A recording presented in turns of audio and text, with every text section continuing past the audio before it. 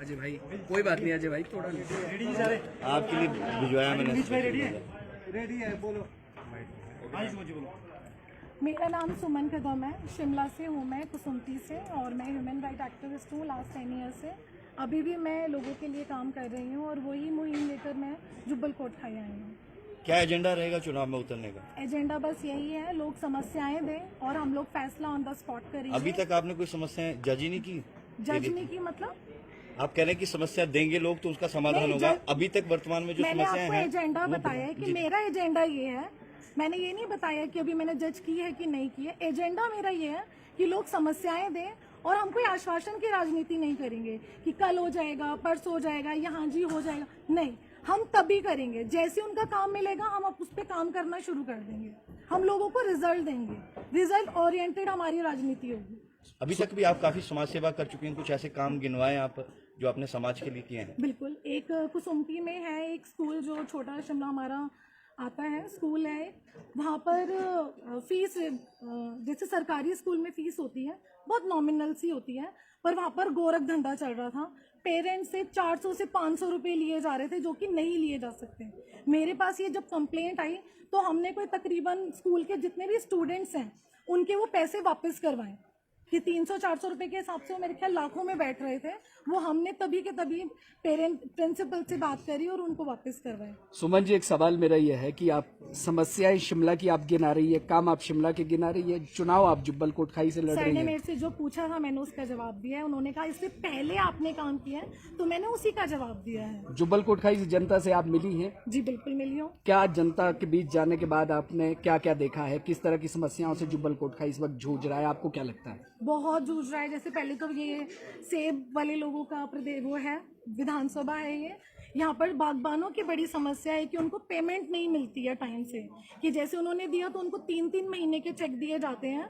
पर मैं ये कहना चाहूँगी कि मैं उनके लिए जो अगर जीतते हैं या नहीं भी जीतते जो भी हैं, हम उनके लिए करेंगे कि उनको हम हैंड टू हैंड पेमेंट दिलाएं, क्योंकि एपीएमसी में ये कानून है कि बागबान ने जैसे ही अपना सामान दिया वैसे उसको पेमेंट मिलनी चाहिए, जो लागू नहीं की जा रही है वो हम लागू करवाएंगे। मैम, जैसे आपने कहा कि आप शिमला के रहने वाले हो, आपने यही विधानसभा क्षेत्र क्यों चुना?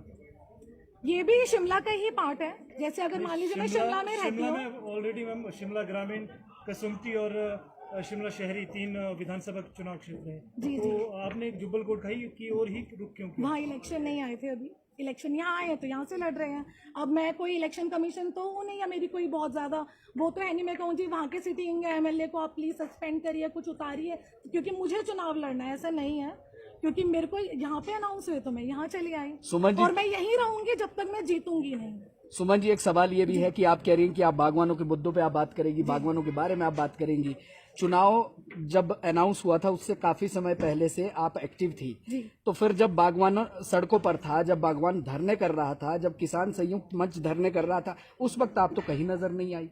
एक्चुअली उस टाइम हम और चीजों पर काम कर रहे थे। उनकी पूरी डिटेल ऐसे नहीं होता कि हवा में आज बोल दिया कि वो लोग धरने पे, वैसे तो लॉजिकली होता है कि बैठना होता है, उसको कोई रिजल्ट नहीं निकला। सरकार के कान पे कोई जू नहीं रेंगती है। वो बेचारे आते हैं, अपना टाइम लगाते हैं, क्या फर्क पड़ा? आज तक कितने धरने प्रदर्शन में क्या रिजल्ट निकला? कोई निकला है? नहीं निकला। तो मैं इसको ऑफिशियली पूरे अच्छे ढंग से कि लोगों को परमानेंट इलाज मिलना चाहिए बागबानों के लिए, इसलिए मुझे टाइम लगा और थोड़ा सा और लगेगा, पर मैं इस समस्या का समाधान जरूर करके रहूंगी। इसलिए मैं उनके धरने प्रदर्शनों में नहीं आ पाई।